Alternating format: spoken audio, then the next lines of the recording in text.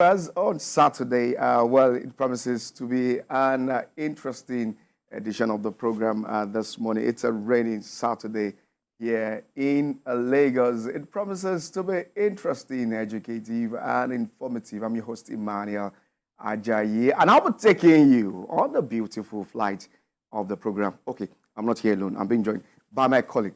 A very good morning to you, or Lamide. Good morning, Emmanuel. It's a very cold morning. Cold morning. But of course, you said you're here to give me the tea. Yeah, so I'll take care of that. So later. How do I give you the tea? We'll talk about that after the program. Right. It's a wet Saturday morning in Lagos, and there's this thing synonymous in Lagos when it rains. You experience some traffic here and there? Good luck. Oh, yes. On my way to the office this morning, I experienced that anyway. But it will resolve as soon as possible within an hour, and especially when you look at the fact that today is not really working. It's the weekend. Yes, it's the weekend. And few hours to the Salah celebration, Nigerians are indeed waiting. Yes, and there are preparations. Already, although some persons are complaining. One thing that I like so much about Salah, especially this particular one, is that the sharing of meats. Yes, that was what I wanted to talk about. I'm sure our Muslim faithful colleagues have started making that preparation for us. All right, sir. Let's kickstart this morning. The debate for how much a civil servant in Nigeria should be paid is still on the front burner. One of the highlights of our President Bola Tinubu's democracy speech is his assurance on sending the executive bill on the new minimum wage to the National Assembly. We have details in this report.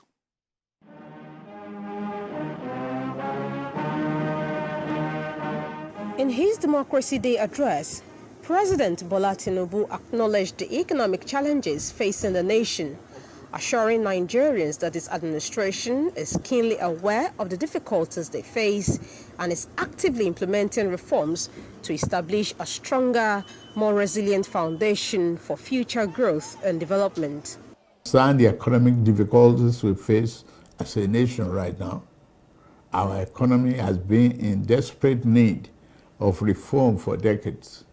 It has been unbalanced because it was built on the flawed foundations and over-reliance on revenue from exploitation of oil. The reforms we have initiated are intended to create a stronger, better foundation for future growth.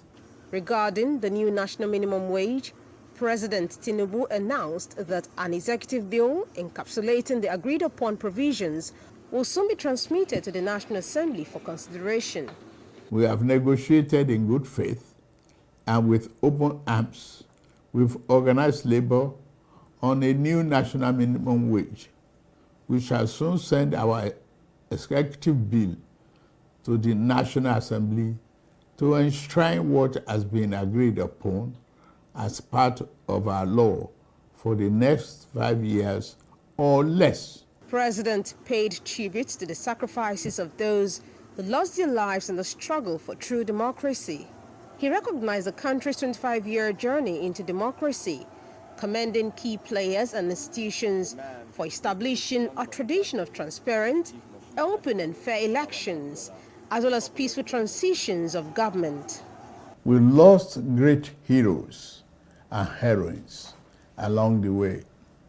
In this struggle, the winner of June 12, 1993 presidential election, Chief MKO Abiola, the most significant symbol of our democratic struggle, his wife, Kudirat, General Shehu Musa Yar'Adua, and Pa Alfred Iwani, amongst others, sacrificed their very lives.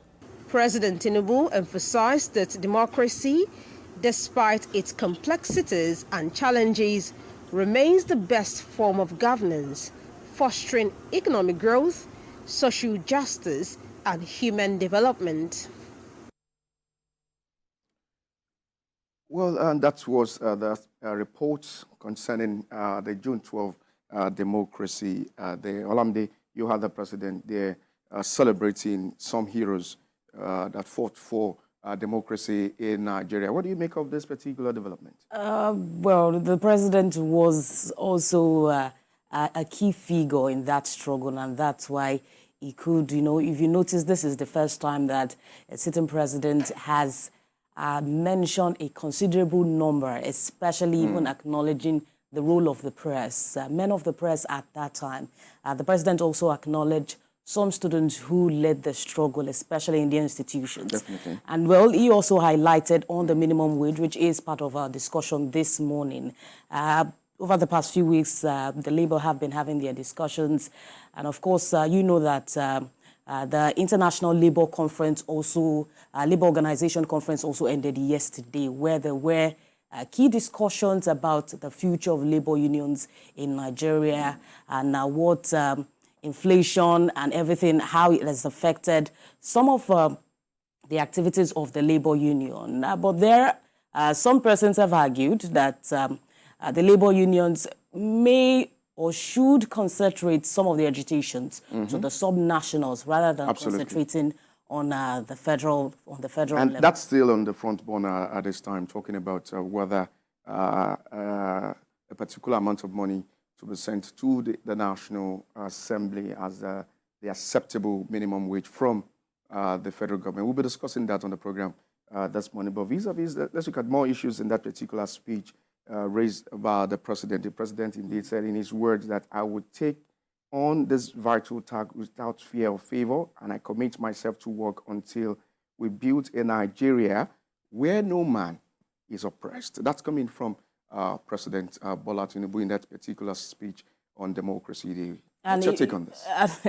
Very interesting there. If you will relate it to the June 12th, the MK Abiola election that we had that day, some of the things, especially what the Minister of Solid Minerals said on Democracy Day about the manifesto that MK Abiola had then, which is the Farewell to Poverty Manifesto, which highlighted the fact that poverty is a man-made problem and it can be resolved with some direct social and economic policies, which we can relate to some of the policies that we're having now, that the president is making sure that we get to a form of stability, we get to a time where Nigeria can stand on its own, can manage its own resources. And that's why there are also conversations on local government autonomy, regional government, having the fact that some nationals, sub-nationals can stand on their own, states can form themselves. And you know that even the president said that I know the pains Nigerians are passing through at this time. But just a moment, let's quickly join our guest from Toronto, Canada. He is the co-founder of Africa Data Warehouse, Bayo Adedosu. Many thanks for joining us on the program this morning. Let's kickstart with this development. Make us understand this issue of minimum wage is a back and forth argument on this development. What do you see as the appreciable minimum wage for Nigerians at this time? Good morning. Thank you very much for having me so early. When we're talking about minimum wage, we intend to mix a lot of things up. Minimum wage is not something that can be discussed in abstract or something that can be awarded just blanket in a blanket form. There are so many things that need to go into it, which the organized labor is actually not appreciating. As for me, I want a system whereby labor unions in each of the sectors will actually negotiate individually. We need to decentralize this collective bargaining arrangement that we have within the system, because it has not been productive. It has not helped much. In the advanced world that we so like to talk about, the Senate climbs, people like to compare Nigeria with when it benefits them, there is nothing like collective bargaining. Each union will go to their employers and talk to them. National Union of Teachers, Nigerian Union of Teachers will go to the ministry and talk to the ministry, and that's the way it is structured. It is decentralized. We have a labor union in Nigeria that has become a clog in the wheel of progress. When we're talking about bargaining, we have some states that struggle to pay the initial 18,000 minimum wage that was awarded by the Jonathan administration. We also have states, a case in hand, Abia State, at least one of those that are not paying the 30,000 minimum wage. There is a responsibility on the employer to pay what it thinks it can afford.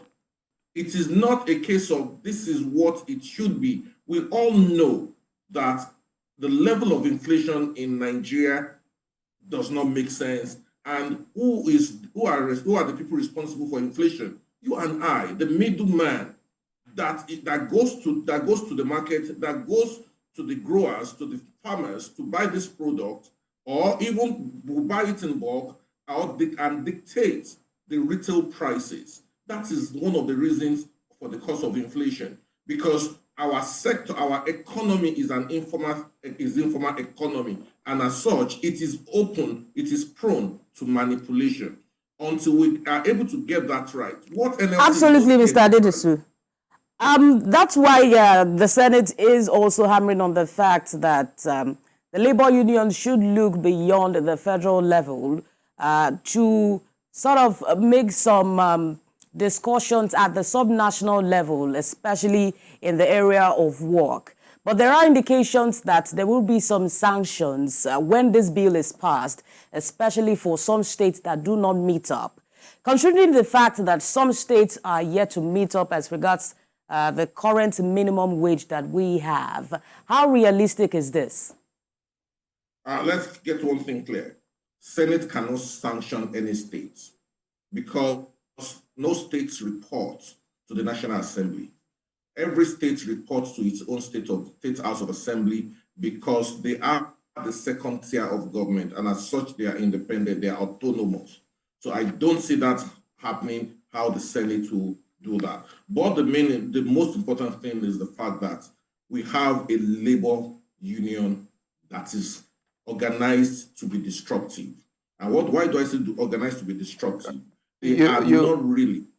We would like you to be careful with your choice of words. Let's be civil with our choice of words on the program this morning. Organized labor in the sense that they are weak and they are partial and they are not even sensitive to the real. It's the same thing I'm still saying here. We have to be careful with our choice of words on the program this morning, Mr. Adedosu. I don't know, because what the point I'm trying to communicate across to you. There are better ways that you can put it. Organized at the national level, but is not engaging state government. How sincere are they in their agitation for Nigerian workers? And let's be mindful of one thing. NLC, the organized labor, they are not the majority of the Nigerian population. The organized labor constitutes only 5% of the Nigerian population. What's the population of workers in Nigeria? What is the population of people working with the government with the federal government of Nigeria? There is a need to do personnel audits across the federation. Let us know the exact workforce and let people be compensated on the basis of productivity. In the Senate line, the way salary review is done is not by collective bargaining, like I said earlier, but your employer will do an annual productivity audit. And the most anybody can get in salary review is 2.5%. And for you to even get 2.5%, you are a superstar.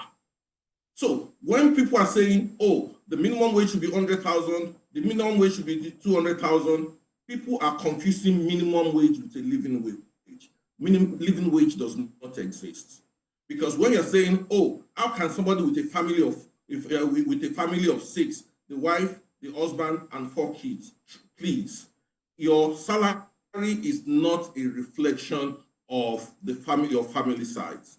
Your family size should actually be a reflection of your income. Mr. Adedosu, what the Labour is also saying is that state governors should also cut down in their spendings, the cost of governance. Well, just a moment. Let me quickly play this particular soundbite from Reverend Father Ejike Mbaka, and I would like to get your response on this, because what he is saying at the moment is that even the governors senators and members, House of Representatives, and also the lawmakers in the country should also be on minimum wage. Take a listen to this one. Labor people, 60,000 naira or 62,000 naira. Why not generalize it to House Assembly members, to senatorial members, to House Arrest members, to our governors? All of them are civil servants. Are they not? Yeah. So is it all of them are civil servants? Why are these people slaves? Have they come to serve who? Because we cannot imagine why somebody can be amassing billions and billions and billions, sitting allowance, newspaper allowance, wardrobe allowances, vehicle allowances, and what they call suffering allowances or what? Mr. Adedosu, what's your reaction to this development? For me, I think it's just grandstanding. There is nowhere in the world, and I say it with all sincerity, there is nowhere in the world where salary is at parity. No, it doesn't work that way. People get paid on the basis of their job function, experience, and qualification. And people should always understand one thing. Minimum wage means the least any employee can earn or should earn. And it progresses like that. Minimum wage is for people with no qualification who are just coming into the labor market. Unfortunately, the way it is structured in Nigeria is such that the moment we do a minimum wage review, it graduates upwards and applies to everybody within the system. This talk about politicians, yes, there is a need, no doubt about that, there is a need to reduce the cost of governance. But let's be clear on one thing. When people are talking, they should talk with facts and sincerity, from not just because they want to grandstand, they want validation, and at the end of the day, the real impact of the so-called increase they are talking about, they have not done the analysis. Nigeria should work with data. Edo State at the moment is doing 70,000 naira because when you compare that to other states. Let's get it clear. We know this is election season. If a new government, a new party comes to power in Edo State, it will tell you it is not sustainable. What is the IGR of Edo State? When did Edo State start implementing the 70,000? These are the things we need to look at. Politics, let's put politics aside. Let's talk about sustainability. Most of the states we have in Nigeria are actually not even viable to stand as states. And in addition to that, Cross River is also doing 40,000 naira. So some of the issues that have been brought to the fore as regards this conversation is about the viability, like you mentioned, sustainability, and also productivity of the average Nigerian worker. Some would argue that the civil service, the public service, has experienced a level of redundancy. Amidst this discussion, what do you make of this, and how can we encourage creation of wealth so that some of these states can fund themselves? Thank you very much. I'm very critical about productivity. I was asking, in some WhatsApp groups we've been having this heated discussion, and I asked them, you are talking about the government increasing the minimum wage. What would be the minimum wage for your own domestic staff? Because it's not, the Nigerian worker we are talking about should not just be the organized labor. Part of the Nigerian workforce is also the megad that opens your gate, is also the maid that serves you in the house. What would be their minimum wage? How many people are paying 30,000 to their domestic staff who are now clamoring and agitating? That is debatable. It's a fine place to leave it at this time. Co-founder, Africa Data Warehouse, Bayo Adedosu. Many thanks for joining us on the program this morning. Thank you very much for having me.